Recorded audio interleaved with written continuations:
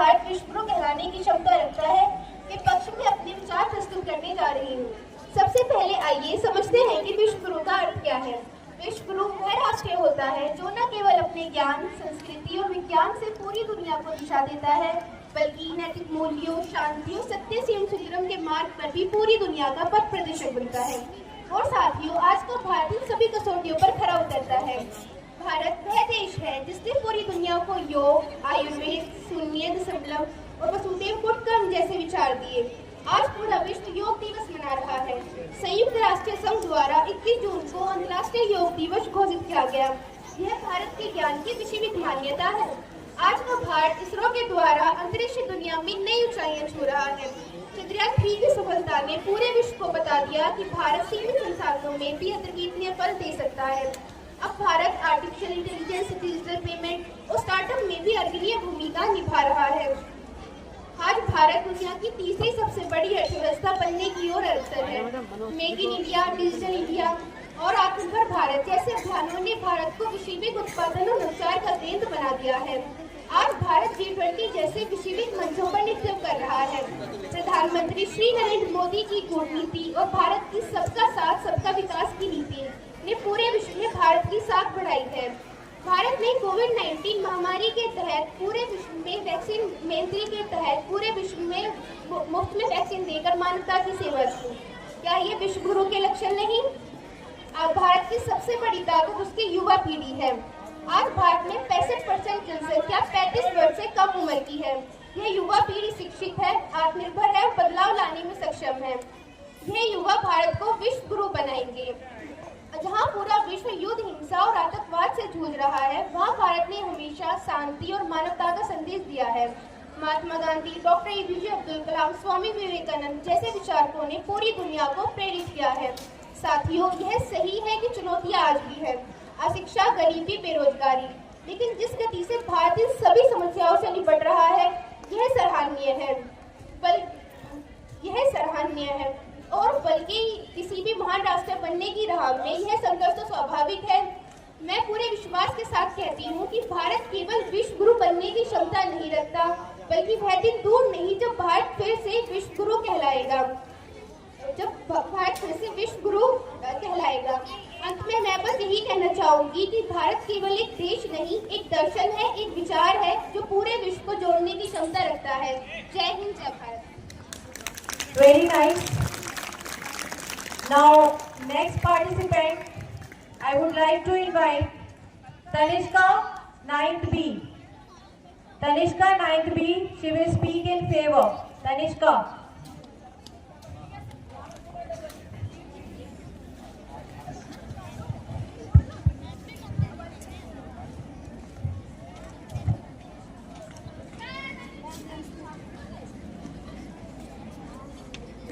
माननीय निर्णायकगण, प्रधानाचार्य महोदय, अध्यापकगण तथा मेरे सभी साथियों को मेरा नमस्कार। मैं तनिष्का, कक्षा 9वीं की छात्रा, आज इस मंच पर क्या भारत विश्व गुरु कहलाने की क्षमता रखता है विषय के विपक्ष में अपने विचार रखने जा रही हूँ। साथियों, यह बात सच है, भारत एक महान देश है। इसकी सभ्यता, संस्कृति, आध्यात्मिकता और ज्ञान परंपरा ने सदियों तक पूरे विश्व को मार्ग दिखाया है। सर्वे भवन्तु सुखिन और वसुधैव कुटुंबकम जैसे विचार भारत ने ही दुनिया को दिए हैं। लेकिन सवाल यह नहीं है कि भारत एक महान देश था या नहीं।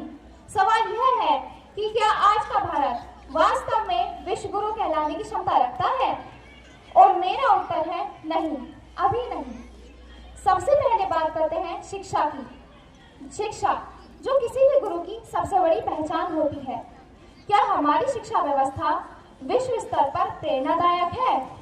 हमारे विश्वविद्यालयों की स्थिति देखिए, न तो वे विश्व रैंकिंग के शीर्ष 100 में आते हैं और न ही वहाँ शोध और नवाचार का स्तर वैसा है जैसा एक विश्व गुरु देश में होना चाहिए। यह बहुत दुखद है कि आज के युवा विदेश पढ़ने जाने को मजबूर हैं, क्योंकि उन्हें वहाँ बेहतर अवसर और संसाधन मिलते हैं। यदि हमारा देश विश्व गुरु होता तो विदेशी विद्यार्थी यहाँ ज्ञान पाने आते, न कि हमारे विद्यार्थी विदेशों की ओर भागते। अब बात करते हैं गरीबी और असमानता की। विश्व गुरु कहलाने के लिए देश को सबसे पहले अपने देश के नागरिकों को समान अवसर देना जरूरी है। लेकिन हमारे देश में आज भी करोड़ों लोग गरीबी की रेखा के नीचे अपना जीवन व्यतीत कर रहे हैं। लाखों बच्चे कुपोषण से पीड़ित हैं और बेरोजगारी तेजी से बढ़ रही है। जहां एक तरफ कुछ लोग अंतरिक्ष में पहुंच गए हैं, वहीं दूसरी तरफ गांव में लोग आज भी पीने के साफ पानी और बिजली के लिए संघर्ष कर रहे हैं। क्या यह एक विश्व गुरु देश की पहचान है? राजनीतिक और सामाजिक स्तर पर हमारी स्थिति को देखें। आज हमारा समाज जाति, धर्म, भाषा और राजनीतिक आधार पर बटा हुआ है। एक गुरु का काम होता है एकता, सद्भाव और शांति का संदेश देना। वहीं हमारे देश में नफरत और विभाजन का स्तर लगातार बढ़ रहा है। जब तक हम अपने आंतरिक रूप से एकजुट नहीं होते, तब तक विश्व गुरु बनने का हमारा ये सपना पूरा नहीं होगा। विज्ञान और तकनीक के स्तर में भी हम आत्मनिर्भर नहीं हैं। भले ही हमने बड़ी बड़ी उपलब्धियां हासिल की हैं, जैसे चंद्रयान और अंतरिक्ष मिशन, लेकिन तकनीक के क्षेत्र में हम आज भी बड़े विकसित देशों पर निर्भर हैं। विश्व गुरु वही कहलाता है जो न सिर्फ अपने लिए बल्कि दूसरों के लिए भी विकास और नवाचार का मार्ग बनाए। इसके अलावा नैतिक मूल्यों और चरित्र निर्माण के क्षेत्र में भी हमारी गिरावट चिंता का विषय है। आज भ्रष्टाचार, हिंसा, बेरोजगारी और नैतिक पतन ने हमारे समाज को खोखला कर दिया है। जहां एक गुरु का अर्थ होता है जो अंधकार से प्रकाश की ओर ले जाए, वहीं आज हमारा समाज खुद अंधकार में जूझ रहा है। साथियों, विश्व गुरु कोई अतीत की महिमा या धार्मिक ग्रंथों का गौरव नहीं है, यह एक जिम्मेदारी है। देश को सच्चा ज्ञान, नैतिकता और विज्ञान का मार्ग दिखाने की जिम्मेदारी। अंत में मैं यही कहना चाहूंगी कि भारत के पास विश्व गुरु बनने की क्षमता अवश्य है, लेकिन केवल क्षमता होना पर्याप्त नहीं है। उसे वास्तविकता में बदलने के लिए हमें आत्मनिरीक्षण की आवश्यकता है। जब तक हम अपने अंदर के दोषों को नहीं मिटाते, तब तक विश्व गुरु का ताज हमारे सर पर शोभा नहीं देगा। धन्यवाद। Very nice, Tanishka. Now I would like to invite Shubhra, class 10th C. She will speak in favor. Please give a big round of applause for Shubhra. आदरणीय निर्णायक मंडल, मेरे साथी प्रतिपक्षी और श्रोता, मैं इस प्रस्ताव के पक्ष में दृढ़ता से खड़ी हूँ कि हाँ, भारत न केवल विश्व गुरु बनने के लायक है, बल्कि वह इस भूमिका को निभाने के लिए स्वाभाविक रूप से तैयार है। विश्व गुरु का अर्थ आर्थिक या सैन्य शक्ति से नहीं, बल्कि एक वह राष्ट्र होता है जो ज्ञान, दर्शन और नेतृत्व के माध्यम से संपूर्ण विश्व का मार्गदर्शन करे।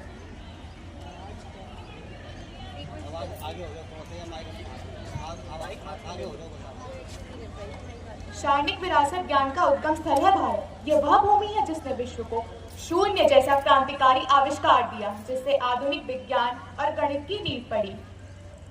तक्षशिला और नालंदा जैसे हमारे प्राचीन विश्वविद्यालय विश्व भर के सभी ज्ञानार्थियों को आकर्षित करते थे। सर्वांगीण जीवन शैली का मार्गदर्शन की बात करें तो भारत ने विश्व को योग और आयुर्वेद जैसा बहुमूल्य उपहार दिया, जिसे आज पश्चिमी देश के लोग तनाव और बीमारी से लड़ने का प्रमुख साधन मानते हैं। उदाहरण के लिए अंतर्राष्ट्रीय योग दिवस, जो भारत के प्रस्ताव पर संयुक्त राष्ट्र ने सन 2014 में स्वीकार किया, आज 190 से ज्यादा देशों में मनाया जाता है। भारत का वैश्विक दर्शन रहा है वसुधैव कुटुंबकम, अर्थात संपूर्ण विश्व एक ही परिवार है और अनेकता में एकता। यह समावेशी दर्शन आज की इस विभाजित दुनिया को एकजुट करने और शांति के मार्ग पर ले जाने के लिए सबसे अधिक प्रासंगिक है। भारत विश्व का सबसे बड़ा और सफल लोकतंत्र है। ये 140 करोड़ से अधिक आबादी वाला देश है, जहाँ पर विभिन्न धर्मों को मानने वाले और अलग अलग भाषाओं बोलने वाले लोग रहते हैं। इस विशाल और जटिल विविधता को एक लोकतांत्रिक ढांचे में बांधना दुनिया के लिए एक अद्वितीय राजनीतिक मॉडल प्रस्तुत करता है। डिजिटल क्रांति और नवाचार की बात करें तो भारत ने यूपीआई, यूनिफाइड पेमेंट इंटरफेस, जैसे डिजिटल सार्वजनिक बुनियादी ढांचे के मॉडल से दुनिया को दिखाया है कि कैसे तकनीक के माध्यम से वित्तीय समावेशन संभव है। हमारे स्टार्टअप और आईटी क्षेत्र ने विश्व पटल पर अपनी छाप छोड़ी है। अब हम केवल टेक्नोलॉजी के उपभोक्ता ही नहीं बल्कि निर्माता भी बन रहे हैं। जलवायु परिवर्तन और पर्यावरण नेतृत्व पर भारत ने जिम्मेदारी से काम किया है। भारत अंतर्राष्ट्रीय सौर गठबंधन ISA जैसी पहल का नेतृत्व कर रहा है, जो अक्षय ऊर्जा के प्रयोग को बढ़ावा देता है। विज्ञान और प्रौद्योगिकी में भारत का योगदान, जैसे कि चंद्रयान मिशन, इसरो के सैटेलाइट लॉन्चेस, 5G, IIT जैसे संस्थान, DRDO इसकी नई पहचान है। ग्लोबल साउथ की चिंता के बारे में बात करें तो G20 की अपनी अध्यक्षता के दौरान भारत ने गरीब देशों की चिंता को प्रमुखता से उठाया। ये दिखाता है कि भारत का नेतृत्व केवल अपने लिए नहीं बल्कि संपूर्ण विश्व समुदाय के हित में है। भारत विश्व गुरु बनने के लायक है क्योंकि इसके पास सभ्यतागत ज्ञान है जिसकी तलाश में आज पश्चिमी देश भी है। हमारी आर्थिक स्थिति और तकनीक दुनिया को एक नई दिशा दे रही है। हमारा नेतृत्व केवल अपने लिए नहीं बल्कि सत्ता और सद्भाव का होगा। विरोधी पक्ष कह सकता है कि भारत में भ्रष्टाचार जैसी सामाजिक समस्याएं, हाँ मैं इस बात को मानती हूँ कि समस्याएं हैं, परंतु समस्याओं से अधिक महत्वपूर्ण उनका समाधान होता है। मैं स्पष्ट करना चाहती हूँ कि भारत अपनी समस्याओं का समाधान डिजिटल इंडिया, स्किल इंडिया और स्वच्छ भारत जैसे कार्यक्रमों के जरिए कर रहा है। आदरणीय सभासदों, भारत विश्व गुरु बनने के लायक है क्योंकि इसके पास प्राचीन ज्ञान, वर्तमान की शक्ति और भविष्य की संभावनाएं हैं। ये न केवल लायक है बल्कि इस दिशा में तेजी से अग्रसर भी है। धन्यवाद। 12th B, she will speak in against. Vanshika, 12th B.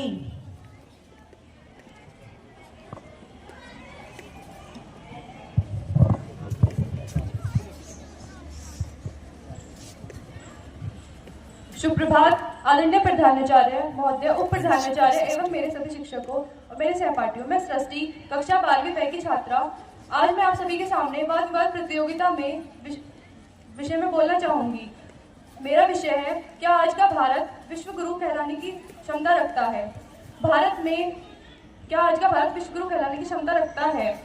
Bharat में गुणवत्तापूर्ण शिक्षा तक सबकी पहुंच नहीं है। आज भी उच्च शिक्षा तक पहुंच नहीं है। गुणवत्तापूर्ण शिक्षा तक सब पहुंच नहीं पा रहे क्योंकि भारत हमारा बहुत पिछड़ा हुआ है। अमीर और गरीब के बीच की खाई बहुत बढ़ गई है। इस समस्या को पूरी तरह से हल किए बिना भारत विश्व गुरु कहलाने की क्षमता नहीं रखता। और अमीर और गरीब ये सब हम देख पा रहे हैं क्योंकि जो अमीर और गरीब हैं ये काफी बढ़ रहे हैं। सरकार कल्याणकारी योजनाओं की बजाय वोट पाने के पुराने तरीकों पर आधारित है। मेरा मानना यह है कि विश्व गुरु की भूमिका निभाने के लिए भारत को पहले अपने आंतरिक मुद्दों को सुलझाना होगा। जैसे कई सरकारी स्कूलों की बदहाली एक बढ़ती चुनौती का सामना करती है और कई शराब की दुकानें भी खुल रही हैं, लेकिन भारतीय शिक्षा नीति के बावजूद शिक्षा में अभी भी कई चुनौतियां हैं। तब तक ना रहेगा अंधभक्त ना बजेगी बांसुरी वाला समय आएगा, भारत विश्व गुरु कहलाने की योग्यता नहीं रखेगा। और आज के कुछ लोग भूतिया लोग देश को चला रहे हैं, जिसके कारण भारत विश्व गुरु कहलाने की क्षमता नहीं रखता। धन्यवाद।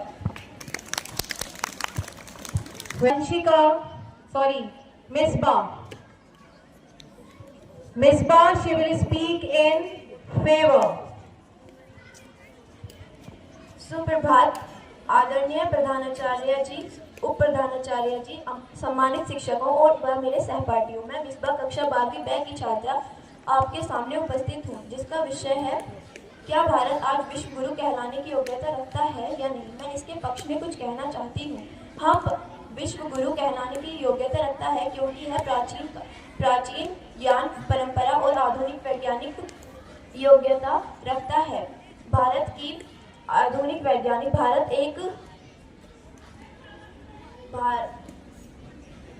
दुनिया भर में से एक आर्थिक व्यवस्थाओं में से एक है जो इसे शक्ति प्रदान करता है। तकनीकी के क्षेत्रों में भी महत्वपूर्ण भूमिका प्राप्त हुई। प्राचीन काल में विश्वविद्यालयों में छात्राओं को आकर्षित किया। धन्यवाद। Very nice. Give a big round of applause for Misbah. Now, I would like to invite here Alka, class 10th B, and she will speak in against. आदरणीय प्रधानाचार्य महोदय, सम्मानित निर्णायक मंडल, उपस्थित शिक्षकगण एवं मेरे साथियों, मैं इस मंच पर आज का भारत विश्व गुरु कहलाने की क्षमता रखता है इस प्रस्ताव का विरोध करने के लिए उपस्थित हुई हूँ। सबसे पहले विश्व गुरु का अर्थ समझना आवश्यक है। विश्व गुरु वह देश होता है जो ज्ञान, नैतिकता, विज्ञान, नेतृत्व और वैश्विक समस्याओं के समाधान में अग्रणी हो। क्या आज का भारत इन कसौटियों पर खड़ा उतरता है? भारत जो कभी तक्षशिला और नालंदा जैसे विश्वविद्यालयों का गढ़ था, आज अपनी शिक्षा व्यवस्था में कई समस्याओं से जूझ रहा है। सरकारी स्कूलों में बुनियादी सुविधाओं की कमी है, शिक्षक नहीं, शौचालय नहीं, पुस्तकें नहीं। विश्व की टॉप 100 यूनिवर्सिटीज में भारत की एक भी यूनिवर्सिटी नहीं है।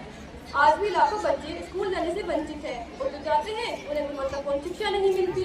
क्या एक देश जिसकी शिक्षा प्रणाली खुद संकट में हो वह विश्व गुरु बन सकता है? भारत विज्ञान और तकनीक मामलों में तरक्की कर रहा है, यह सही है, लेकिन आज भी आत्मनिर्भरता से कोसों दूर है। हम इलेक्ट्रॉनिक्स, चिप्स, दवाई के कच्चे माल और रक्षा उपकरणों के लिए दूसरे देशों पर निर्भर है। AI, क्वांटम कंप्यूटिंग, सेमीकंडक्टर जैसी तकनीकों में भारत आज भी पश्चिमी देशों से बहुत पीछे है।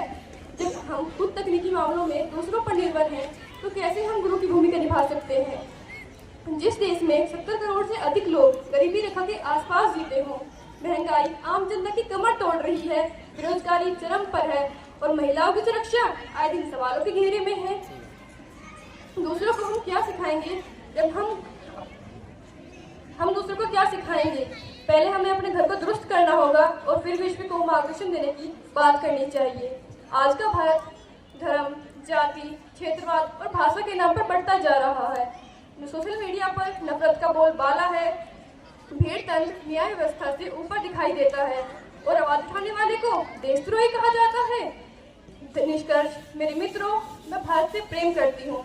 मैं चाहती हूँ कि भारत सच में एक दिन विश्व गुरु बने, लेकिन सिर्फ सपने देखने से कुछ नहीं होता, हमें खुद को पहले बदलना होगा। धन्यवाद। Very nice. Now I would like to invite Vaishnavi. She will speak in favor class 9th B. Vaishnavi. Please give a big round of applause for Vaishnavi. आदरणीय निर्णायकगण, प्रधानाचार्य महोदय, अध्यापकगण तथा मेरे सभी साथियों को मेरा नमस्कार। मैं वैष्णवी शर्मा, कक्षा 9 की छात्र। क्या आज का भारत विश्व गुरु बनने की क्षमता रखता है? इस विषय के पक्ष में बोलने जा रही हूँ। मेरा स्पष्ट उत्तर है हाँ, आज का भारत विश्व गुरु बनने की पूर्ण क्षमता रखता है। साथियों, विश्व गुरु का अर्थ केवल आर्थिक या तकनीकी शक्ति नहीं। विश्व गुरु वह होता है जो पूरे विश्व को मार्ग दिखाए, सत्य, शांति, मानवता और विकास का आदर्श प्रस्तुत करे। अगर हम अपने इतिहास की ओर देखें तो भारत पहले भी विश्व गुरु रहा है। तक्षशिला, नालंदा जैसे विश्वविद्यालय पूरी दुनिया में ज्ञान का केंद्र थे।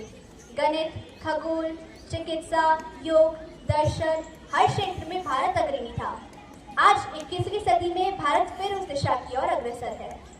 हमारा भारत आज विश्व की 5वीं सबसे बड़ी अर्थव्यवस्था बन चुका है। हमारे अंतरिक्ष कार्यक्रम चंद्रयान और आदित्य मिशन जैसी उपलब्धियों से विश्व को चकित कर रहा है। Digital India, make in India, startup India जैसी योजनाओं ने हमारे देश को तकनीकी रूप से सशक्त बनाया है। भारत आज पूरे विश्व को वसुधैव कुटुंबकम यानी पूरा विश्व एक परिवार है का संदेश दे रहा है। आज विश्व के हर मंच पर भारत की आवाज सुनी जा रही है, चाहे G20 शिखर सम्मेलन की मेजबानी हो या संयुक्त राष्ट्र द्वारा जलवायु परिवर्तन में भारत की भूमिका। भारत हर जगह नेतृत्व कर रहा है। हमारे प्रधानमंत्री और वैज्ञानिक भारत की पहचान को नई ऊंचाइयों पर पहुंचा रहे हैं। भारत आज दवाओं, तकनीक, योग और संस्कृत के माध्यम से दुनिया को दिशा दे रहा है। योग दिवस का संयुक्त राष्ट्र द्वारा स्वीकार किया जाना इस बात का सबसे बड़ा प्रमाण है कि भारत की संस्कृति आज भी विश्व को प्रेरणा दे रही है। साथियों, हमारा भारत भौतिक प्रगति में ही नहीं बल्कि आध्यात्मिकता और नैतिक मूल्यों में भी आगे है। जब पूरा विश्व युद्ध, हिंसा और स्वार्थ में उलझा हुआ है, तब हमारा भारत शांति, सत्य, नैतिकता और सह-अस्तित्व का संदेश दे रहा है। यही सच्चे अर्थों में विश्व गुरु की पहचान है। आज हमारे युवा वैज्ञानिक, IT इंजीनियर, डॉक्टर और उद्यमी पूरी दुनिया में भारत का नाम रोशन कर रहे हैं। भारत न केवल आत्मनिर्भर बन रहा है बल्कि अन्य देशों को भी आत्मनिर्भर बनने की प्रेरणा दे रहा है। अंत में मैं इतना ही कहूंगी कि भारत ने कभी किसी पर विजय प्राप्त करने की इच्छा नहीं की, बल्कि सद्भावना और ज्ञान के माध्यम से पूरे विश्व को जीतने का प्रयास किया। और जब ज्ञान, विज्ञान, सत्य, संस्कृति और सद्भावना यह सब एक साथ मिलकर चले तो हमें विश्व गुरु बनने से कोई नहीं रोक सकता। इसलिए मैं दृढ़ता से कहती हूँ कि हाँ, आज का भारत भी विश्व गुरु बनने की पूर्ण क्षमता रखता है और जल्दी ही यह सपना साकार भी होगा। धन्यवाद। Very good. Now, next I would like to invite Bhavika. Bhavika is absent, and in behalf of Bhavika, Yashi is here. Yashi, class 9th B. She will speak in against. शुभ प्रभात, मैं यशी, मैं कक्षा 9 की छात्र हूँ। आज मैं आपके सामने एक ऐसे विषय पे बात करने वाली हूँ जिसके विषय में ना ही कभी आपने सोचा होगा, ना ही विचार किया होगा। आइए शुरुआत करती हूँ। महोदय, जब हम विश्व गुरु शब्द का उच्चारण करते हैं तो हमारे सामने एक ऐसा भारत उभर कर आता है जहाँ ज्ञान, संपत्ति व आदि चीजों का भी उजाला निकल के आता है। महोदय, मैं इस बात से बिल्कुल भी वो नहीं हूँ। महोदय, मैं इस बात से बिल्कुल भी सहमत नहीं हूँ कि हमारा भारत देश विश्व गुरु कहलाने की क्षमता नहीं रखता है। नहीं, हमारा देश तो बिल्कुल भी विश्व गुरु कहलाने की क्षमता नहीं रखता, क्योंकि जिस देश में जितनी गरीबी, इतनी बेरोजगारी और इतने सारे अन्य प्रकार की परेशानियां हो तो वो बिल्कुल भी विश्व गुरु कहलाने की क्षमता नहीं रखता, क्योंकि You will speak in favor. शुभ प्रभात आदरणीय प्रबंधक महोदय, प्रधानाचार्य जी, उप प्रधानाचार्य जी, निर्णायक मंडल, सभी शिक्षकगण और मेरे प्यारे साथियों। मैं अपनी कक्षा 10वीं की छात्रा आज इस मंच पर पूरे आत्मविश्वास के साथ कहती हूँ कि हाँ, भारत विश्व गुरु कहलाने के योग्य है और वो विश्व को राह दिखाने वाला विश्व गुरु बन चुका है। जब दुनिया ने सभ्यता का पहला पाठ पढ़ना शुरू भी नहीं किया था, तब भारत सत्यमेव जयते का मंत्र पढ़ चुका था। जब बाकी देशों को जीना सिखाया गया तो भारत ने केवल जीना ही नहीं बल्कि सही तरीके से जीना सिखाया। हमारे ऋषि मुनियों ने हजारों साल पहले वो ज्ञान दिया जो आज की आधुनिक साइंस भी धीरे धीरे समझ पा रही है। कभी आर्यभट्ट ने शून्य दिया तो कभी चाणक्य ने चिकित्सा का ज्ञान। यानी जब बाकी देशों के पास सवाल था तो भारत के पास उनका जवाब। और अगर हम आज की बात करें तो चंद्रयान 3 ने पूरी दुनिया को यह साबित कर दिया कि भारत स्पेस टेक्नोलॉजी में भी किसी से कम नहीं है। और इसरो ने तो वो कर दिखाया जो बड़े बड़े अमीर देश नहीं कर पाए। कम बजट में बड़ा काम, यही है भारत का कमाल। और आज भारत आयुर्वेद, अहिंसा और शांति का संदेश दे रहा है। 21 जून को अंतर्राष्ट्रीय योग दिवस मनाया जाता है और यह योग भारत की ही देन है। जहां दुनिया दवाइयों में इलाज ढूंढती है, वहां भारत सांसों में इलाज ढूंढता है। और भारत ने G20 समिट की अध्यक्षता कर यह साबित कर दिया कि हम केवल शांति की बात ही नहीं करते हैं, हम नेतृत्व भी करते हैं। हम सबका साथ, सबका विकास की भावना लेकर चलते हैं। जहां दूसरे देश केवल अपने बारे में सोचते हैं, वहां भारत वसुधैव कुटुंबकम, पूरा विश्व एक परिवार है की सोच लेकर आगे चलता है। और ये वही सोच है जो भारत को विश्व गुरु की परिभाषित करता है। तो मैं अंत में सिर्फ इतना कहना चाहूंगी कि भारत विश्व गुरु था, भारत विश्व गुरु है और भारत विश्व गुरु रहेगा, क्योंकि भारत ताकत से नहीं संस्कार से जीतता है। और ये वही संस्कार हैं जो भारत को बनाते हैं एक सच्चा विश्व गुरु। तो जिस मिट्टी ने हमें बोलना सिखाया, जिस मिट्टी ने हमें बोलना सिखाया, आज वही मिट्टी हमें सुनना सिखा रही है और वो मिट्टी है मेरा भारत। धन्यवाद। भाई बहुत बढ़िया। Very nice, Avni. Now, I would like to invite here Upasna, class 10C. Give a big round of applause for Upasna.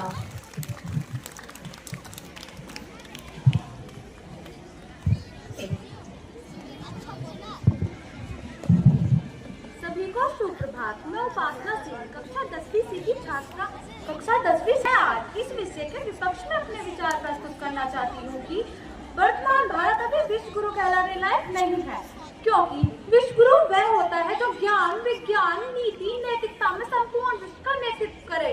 पर हमारा अतीत गौरवशाली रहा है, जैसे नालंदा, तक्षशिला, वेद, उपनिषद, ये सब हमारी महान विरासत है। परंतु यदि हम वर्तमान भारत को देखें तो कुछ कड़वे सच निकल के आते हैं। जैसे यदि हम गरीबी और यदि हम शिक्षा व्यवस्था की कमजोरी को ही देखें तो भारत में ना तो कमी ना बुद्धिमान व्यक्ति की कोई कमी है, परंतु इस कला का पूर्ण रूप से मार्गदर्शन नहीं हो पाता, क्योंकि हमारी शिक्षा प्रणाली आज भी रटने पर आधारित है, ना कि सोचने और समझने पर। यदि हम भ्रष्टाचार के दायरे में आके बात करें तो भ्रष्टाचार आज हर स्तर पर फैला है, जहां आम आदमी को न्याय पाने के लिए वर्षों लग जाते हैं। जब तक न्याय तेज, सस्ता और सबके लिए सुलभ न हो, तब तक हम कैसे भी गुरु बन सकते हैं। आज भी करोड़ों लोग गरीबी में अपना जीवन व्यतीत कर रहे हैं, लाखों शिक्षित युवा बेरोजगार है, विकास के दायरे तो सिर्फ कागजों तक सीमित है। यदि हम अपने आप को वैज्ञानिक और तकनीकी पिछड़ेपन में भी देखें तो सबसे पीछे निकल के आते हैं, जैसे चीन, अमेरिका, जापान जैसे देश तकनीकी और अनुसंधान में हमसे आगे हैं। क्यों? क्योंकि भारत में आज भी नवाचार और रिसर्च को पूर्ण रूप से बढ़ावा नहीं मिलता। और एक कड़वा सच निकल के आता है, जहां आज भी भारत में भाषा, धर्म और जाति के नाम पर भेदभाव है। जहां एक ही समाज के लोग अपने ही लोगों में भेदभाव करें, वो कैसे ही दूसरों का मार्गदर्शन कर सकते हैं और कैसे ही विश्व गुरु बन सकते हैं। आदरणीय श्रोतागण, हमारे भारत में पूर्ण रूप से संभावना है विश्व गुरु बनने की, यदि भारत अपनी इन कमियों का मार्गदर्शन करे और इनको सुधारे, जैसे कि गरीबी, बेरोजगारी, भ्रष्टाचार, इन सब को अगर जो भारत समाधान करे तो एक दिन पूर्ण रूप से भारत विश्व गुरु कहलाएगा। धन्यवाद।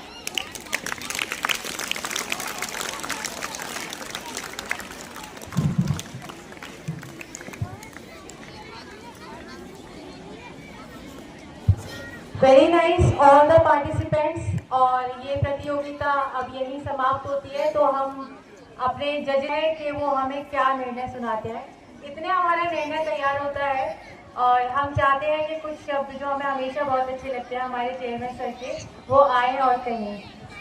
दे दिया गया था, पर कुछ बच्चे बहुत बिलो एवरेज परफॉर्मेंस किया। कुछ बच्चों ने, वजह क्या थी कि इसमें लापरवाही मैं कहूँगी कि हमारे हाउस वार्डन्स की थी और हमारे बच्चों की भी थी। इन्होंने ऐसे बच्चे सेलेक्ट किए, कई ऐसे बच्चे आए हैं जिनको आज बोला गया कि आप, हमारा बच्चा एब्सेंट है, आप उसकी जगह आ जाओ। और 3-4 नाम चेंज कराए गए आज। कल भी यही हुआ था। ऐसे में क्या होता है, जबकि इस नियम ये है कि अगर बच्चा एब्सेंट हो गया है तो एब्सेंट लगेगा, उसकी जगह आप नए बच्चे को लेके आप आ जाते हो। वो बच्चा बहुत अच्छा ओरेटर है, अगर उसे तैयारी करवाई जाती तो वो बहुत अच्छा होता, मगर आपके हाउस का मान रखने के लिए, कोई एब्सेंट ना हो यह दिखाने के लिए, उस बच्चे ने अपने टैलेंट की बलि दी।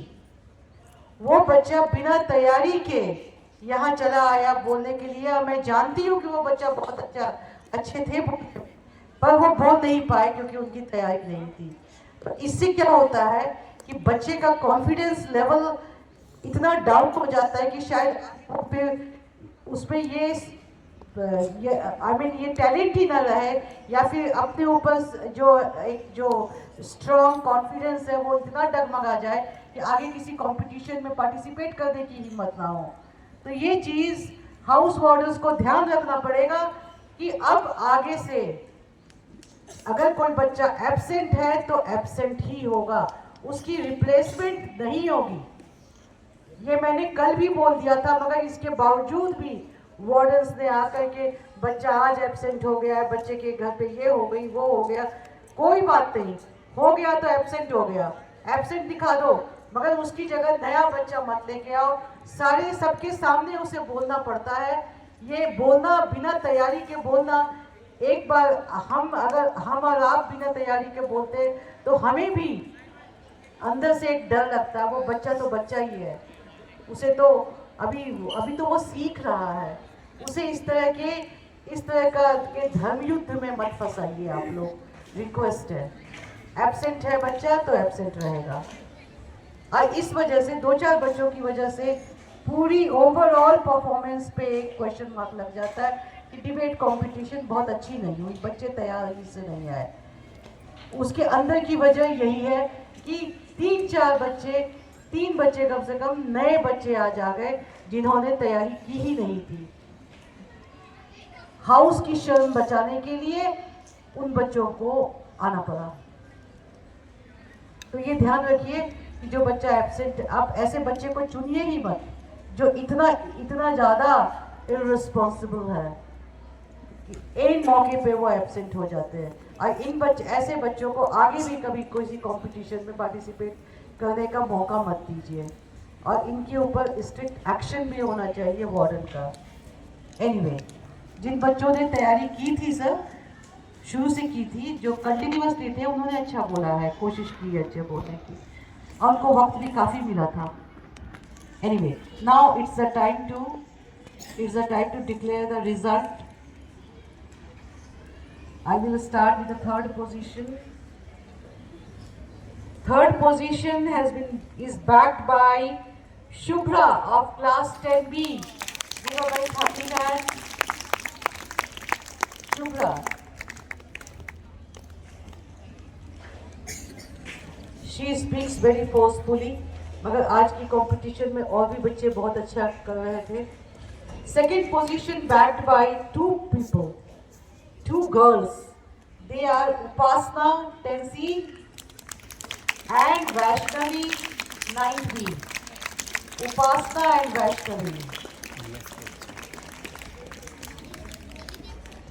उपासना अपने पॉइंट्स बहुत अच्छे से रखे, बहुत अच्छे से बोला, मगर कहीं आपकी प्रोनाउंसिएशन में थोड़ी कमी है, उसको दूर करो। She spoke very well, Vaishnavi 9B, and the first position goes to Avni of class 10B. She spoke really well.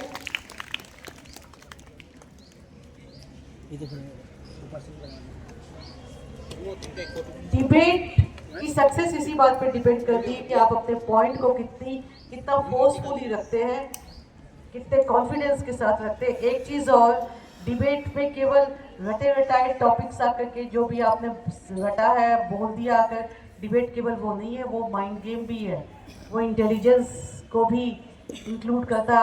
आप इसको कर नहीं पा रहे हो। आप में से कुछ बच्चों ने, माने कि 50% बच्चों ने फॉर द मोशन बोला और ने अगेंस्ट द मोशन बोला। तो अगर आप फॉर द मोशन है तो अगेंस्ट द मोशन जो बच्चा बोला है उसका नाम लेकर के उसके पॉइंट को काटिए। yes. ये आप नहीं करते, क्योंकि आपने रटाया है, उसको आके बोलना है बस। नहीं, यहाँ पे आपकी ये इंटेलिजेंस भी काउंट होनी चाहिए। वैसे ही जो बच्चा अगेंस्ट द मोशन है उसे क्वेश्चन पूछ, ध्यान रखो। और एक ऑडियंस लेवल का भी होता है, ऑडियंस से भी हम इनवाइट करते हैं क्वेश्चन पूछने के लिए, मगर टाइम हो गया है इसलिए हम ऑडियंस को इनवाइट नहीं करेंगे आज। अगली बार हम कोशिश करेंगे कि ऑडियंस को भी इंक्लूड करें, और ऑडियंस जिससे भी सवाल पूछना चाहे उस बच्चे को आकर के उस सवाल का जवाब देना होगा, क्लैरिफाई करना होगा। इसमें भी पॉइंट्स बनते हैं। Thank you very much for patient hearing. बहुत अच्छे से आपने डिसिप्लिन रखा, and thank you sir for giving your valuable information about विश्व गुरु